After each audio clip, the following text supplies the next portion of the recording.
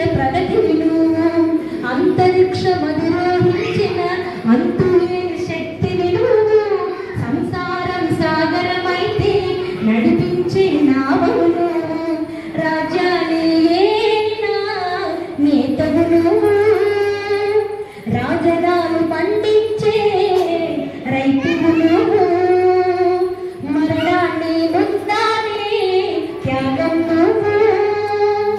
మాతృత్వం పంచిన దైవం నువ్వు, ఎలా పంపినావే తల్లి ఆడజన్మను, ఏమని పొగడాలి నేను ఆ జన్మను.